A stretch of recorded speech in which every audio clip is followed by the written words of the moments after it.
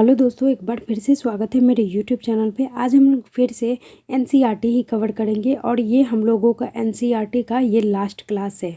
NCERT जो class हम कक्षा 3 से लेके 5वीं तक करवा रहे हैं, तो ये आज आप लोगों का लास्ट होने वाला है। इसके बाद हम लोग 6 जो हम लोगों का थीम्स है वो स्टार्ट कर देंगे। ठीक है, 6 थीम स्टार्ट कर देंगे। इसके बाद जो भी हैं महत्वपूर्ण आपके ईवीएस में, क्योंकि इस बार ईवीएस में हमें कितना लाना है, केवीएस में 20 के 20 लाने हैं।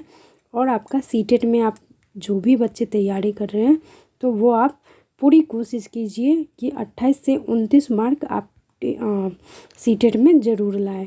क्योंकि प्रश्न आप कहीं भी कोई भी एग्ज़ाम दे रहे हैं कोई मतलब नहीं है, अगर ईवीएस से प्रश्न आ रहा है तो यहीं से प्रश्न बनते हैं।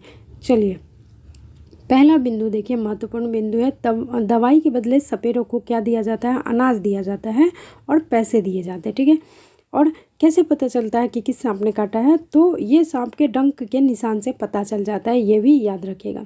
सांपों को अपनी बेटियों की शादी में तोहफे के रूप में क्या देते हैं? सपेरे क्या देते हैं? सांप देते हैं, ये याद रखिएगा। खट्टी चीज़ों का नाम, ये महत्वपूर्ण नहीं है। पानी आ जाता है मुँह में, ये सभी को पता है। तीखी चीज़ें खाते हैं तो मुंह सी करने लगता है, मुंह से आवाज़ आने लगती है, सभी को पता ही होगा। भूख लगने पर सिर में दर्द होता है, गुस्सा आता है, और तो ये बड़े लोगों के साथ होता है। और छोटे बच्चे क्या करते हैं? थका थका सा महसूस करते हैं या रोते हैं भूख लगने के बाद। अब है अगला है महत्वपूर्ण बिंदु, ये है कि दस्त में क्या दिया जाता है? नमक और चीनी का घोल दिया जाता है, ये याद रखिएगा। अब ये सबसे महत्वपूर्ण आपका है, देखिए अत्रेपुरम गांव जो है कहाँ है? आंध्र प्रदेश में। कहाँ है? आंध्र प्रदेश में, याद रखिएगा। अगला पॉइंट है, आम पापड़ तैयार होने में कितने हफ्ते लगते हैं? तो 4 हफ्ते लगते हैं। ये प्रश्न आया हुआ है, इसको याद रखिएगा। ये भी आया हुआ है, इसे भी याद रखिएगा।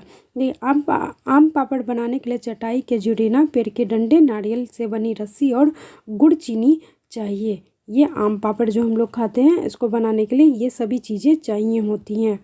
अगला है पतले सूती कपड़े को क्या छलनी की तरह हम इस्तेमाल कर सकते हैं, है ना। अबे आम पापड़ बनाते समय क्या ध्यान देना चाहिए कि रस के बराबर, यानी कि आम का जो रस है उसके बराबर ही गुड़ और चीनी इसमें डाले जाते हैं। हफ्ते में आम पापड़ की परत जो होती है 4 सेंटीमीटर मोटी हो जाती है, ये याद रखिएगा। ये प्रश्न आया हुआ है, हफ्ते में आम पापड़ की जो परत होती है कितनी होती है? 4 सेंटीमीटर हो जाती है। अब देखिए, अंकुरित करने के लिए क्या किया जाता है? चने जो होते हैं गीले कपड़े में लपेटकर उसको टांग देते हैं, तो वो क्या होता है? अंकुरित उसमें आ जाता है, अंकुरन आ जाता है। ठीक है, अगला है साबुत मसूर की दाल को दलने के बाद अंकुरित नहीं किया जा सकता। साबुत मसूर की दाल है उसको दलने के बाद अंकुरित तो हम नहीं कर सकते ना। अगला है सूखने के बाद पौधा का रंग कैसा हो जाता है? तो पीला हो जाता है, सभी को पता ही होगा। फिर है पौधों को बढ़ने के लिए किस चीज़ की आवश्यकता होती है? तो हवा, पानी और मिट्टी की आवश्यकता होती है। वेलक्रो बनाने का आइडिया कब आया था? कहाँ आया था? स्विट्जरलैंड में आया था, ये याद रखिएगा। देखिए, वेलक्रो क्या होता है?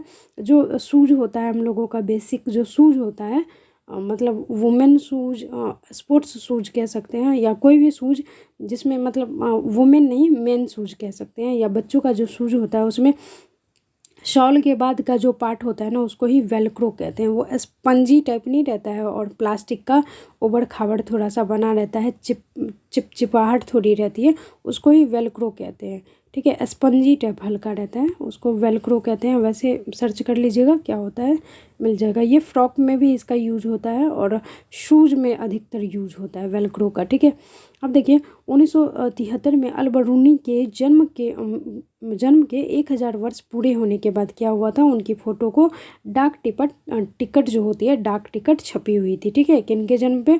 तो अल-बरूनी का जो जन्म हुआ था तो 1000 वर्ष इनका जब पूरा हो गया था तो 1973 में क्या हुआ था?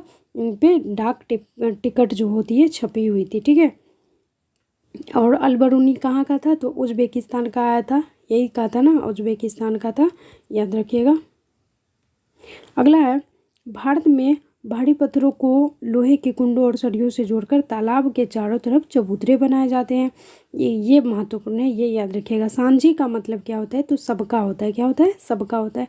अब बावड़ी को क्या कहा जाता है, ये भी याद रखिएगा। सीढ़ीदार जो कुआं होता है उसको बावड़ी कहा जाता है। ठीक है, सीढ़ीदार कुआं को क्या कहते हैं, बावड़ी कहते हैं। ये याद रखिएगा, बहुत ही महत्वपूर्ण है, वे भी है। 1986 में जोधपुर में सूखा पड़ा था, ये भी याद रखिएगा। जोधपुर में सूखा कब पड़ा था, 1986 में। आयरन की कमी होने पर क्या किया जाता है, गुड़, आंवला और हरी पत्तेदार सब्जियां खाने के लिए कहा जाता है। अगर आपको आयरन की कमी है तो यह सभी चीज़ें खाइए, आपका आयरन का कमी क्या होगा, दूर हो जाएगा।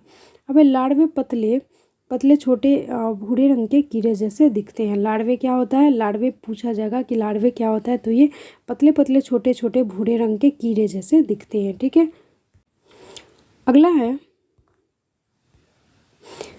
पॉइंट देखिए। Nehru institute of mountaineering Uttarkashi में स्थित है। कहाँ है, उत्तरकाशी में स्थित है नेहरू इंस्टीट्यूट ऑफ माउंटेनियरिंग। ठीक है, उत्तरकाशी में है, याद रखिएगा। ये भी VVI है आपका।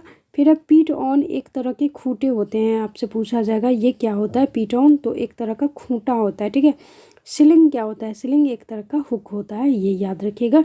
यहीं सबसे प्रश्न बनता है, छोटी छोटी जो चीज़ें होती हैं, देखिए याद रखिएगा। सिलिंग क्या होता है, हुक होता है। चट्टानों से उतरने को क्या कहते हैं, तो ये भी आया है प्रश्न, रैपलिंग कहते हैं। क्या कहते हैं, रैपलिंग। औरंगजेब बादशाह की पूरी फौज बंदूकों एवं तोपों के साथ हमला करने के लिए गोलकुंडा के किले में तकरीबन 8 महीने तक क्या वो बाहर रही थी, लेकिन इसमें असफलता पाने के बाद वो वापस चला गया था, औरंगजेब का जो था ना। ठीक है, और गोलकुंडा फोर्ट कहाँ है, ये गोलकुंडा फोर्ट है हैदराबाद में। अगला महत्वपूर्ण बिंदु हम लोगों का है, देखिए ये कई बार ये VVI में VVI है, ये यहाँ से प्रश्न आए हैं। देखिए कांसा, कांसा जिसको क्या कहते हैं, कांसा जिसको तांबा कहते नहीं सॉरी कांस्य जिसको कहते हैं, ऐसे ये कांस्य। ठीक है, कांस्य युग, कांसा। कांसा किन किन चीज़ों से बना होता है, तो याद रखिएगा तांबा और टीन का बना रहता है। किस चीज़ का बना रहता है, तांबा और टीन का। ठीक है, Cu और Pb, Cu + Pb। ठीक है, ये इसका रासायनिक नाम हो गया कॉपर, और Pb मतलब टीन होता है। ठीक है, तो ये प्रश्न आया हुआ है, आपसे पूछा जाएगा कि कांसा में कौन कौन सी धातु मिली होती है, मिश्र धातु होती है, तो ये तांबा और टीन। अगर Cu और ऐसे रहे तो ये वाला सेलेक्ट करिएगा, Cu और Pb। ठीक है, अगला महत्वपूर्ण पॉइंट है हम लोगों का, देखिए मल्लापुरम जिला कहाँ है, तो केरला में है। ठीक है, मल्लापुरम जिला कहाँ है, केरला में स्थित है। अगला है हम लोगों का, देखिए अगला क्या बिंदु है कि हाउ वी आर फाउंड, ये एक बुक है। ठीक है, ये क्या है, बुक है। तो ये किसने लिखी है, तो लॉन्गमैन ने लिखी है। क्या नाम है, how we found the earth is round, Isaac Asimov. तो किसने लिखा है, तो ये लॉन्गमैन ने लिखा है, याद रखिएगा। फिर है आहालाज, क्या है, आहालज की बावड़ी अहमदाबाद से लगभग 18 किलोमीटर की दूरी पे है। आहालज की बावड़ी कहाँ है, तो अहमदाबाद से लगभग 18 किलोमीटर की दूरी पर है, ये याद रखिएगा। अगला महत्वपूर्ण पॉइंट है हम लोगों का, आज हमारे देश में लगभग 2/3 लोग उपलेल, लकड़ी, सूखी टहनियाँ आदि का इस्तेमाल करते हैं, जबकि यह 1976 में 84% था, और 1996 में कितना था, 75% था। लेकिन अभी क्या होता है, अभी मतलब गैस वगैरह का यूज़ होता है, इंडक्शन का यूज़ होता है, बहुत सारी चीज़ें ऐसी हैं जो डेवलप हो गई हैं, तो इसमें क्या हुई है, कमी आई है इसके प्रयोग में। अगला है लोनर का अर्थ क्या होता है, तो अकेला रहने वाले को लोनर कहते हैं, याद रखिएगा। टेंट नायलॉन से कपड़े बने होते हैं। टेंट जो होते हैं किस चीज़ के बने होते हैं, तो नायलॉन के कपड़े से बने होते हैं।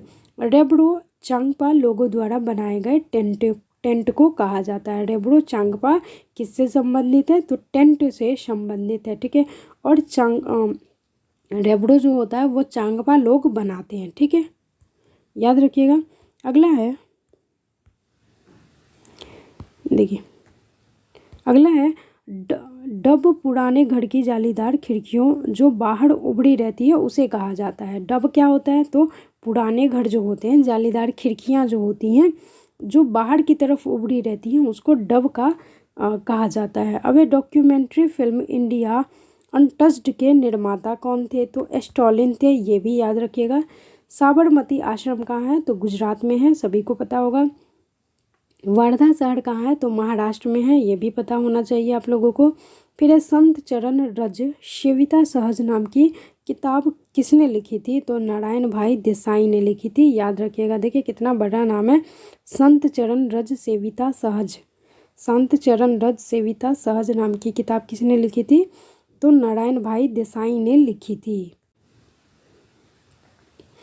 अगला है महत्वपूर्ण बिंदु हम लोगों का, नागपाड़ा बास्केटबॉल एसोसिएशन कहाँ पे स्थित है? तो ये मुंबई में स्थित है, ठीक है। फिर है वानगाम गुजरात में स्थित है। वानगाम कहाँ पे स्थित है? गुजरात में स्थित है, ठीक है। पहले सूखी लौकी को मिट्टी से लिपकर उसमें बीजों को रखा जाता है। पहले सूखी लौकी को मिट्टी से लिपकर उसमें बीजों को रखा जाता है। देखिए अगला पॉइंट है, कोयले के अंगारों में मटके को उल्टा रखकर सब्जी को पकाया जाता है। इस पकी हुई सब्जी को उंधियू कहा जाता है, ये याद रखिएगा। कोयले के अंगारों में मटके को क्या किया जाता है? उल्टा रखकर सब्जी बनाई जाती है। इस सब्जी का नाम क्या होता है? उंधियू है, ठीक है। तो दोस्तों ये हम लोगों का NCERT आज पूरा का पूरा कवर हो गया, ठीक है। अब हम लोग 6 थीम्स जो हम